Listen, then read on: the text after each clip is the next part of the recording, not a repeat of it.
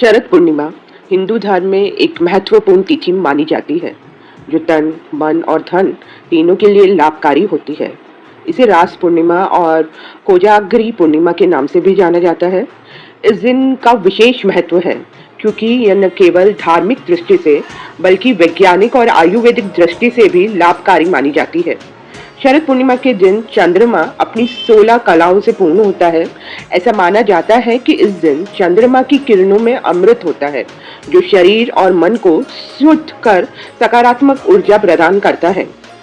चंद्रमा की ये 16 कलाएं जो है अमृत, मंदा जिसे हम विचार कहते हैं, पुष्प यानी सौंदर्य, पुष्टि जो हमारा स्वास्थ्य है, तुष्टि जो हमारी इच्छाएं हैं, ध्रुति विद्या, शाशिनी तेज, चंद्रिका शांति, कांति यानी कीर्ति, ज्योत्सा प्रकाशमय, श्री धन, प्रीति प्रेम, अंगदा स्थायित्व, पूर्ण कर्मशीलता और पुण्यमत यानी सुख जिसके बिना सब कुछ अधूरा है के रूप में जानी जाती है।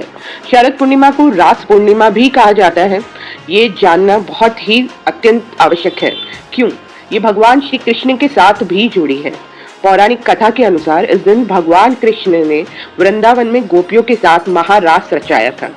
इस दिन जो चंद्रमा होता है वो पृथ्वी के सबसे नजदीक होता है और उसकी रोशनी अति दिव्य होती है।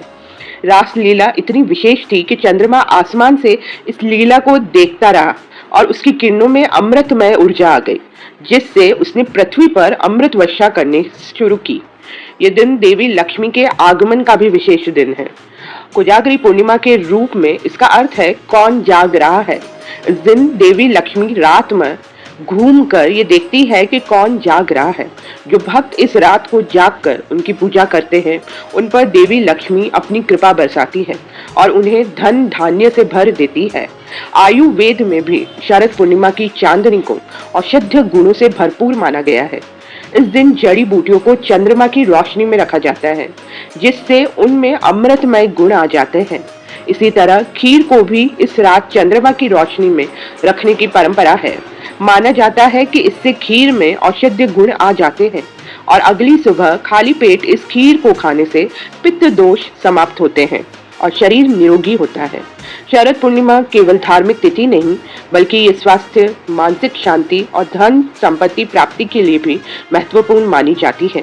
चंद्रमा की 16 कलाओं का पूर्ण प्रभाव, भगवान कृष्ण की रास लीला और देवी लक्ष्मी की कृपा इस दिन को सबसे खास बनाती है। यही कारण है कि इसे रास पूर्णिमा और कोजागरी पूर्णिमा भी कहा जाता है।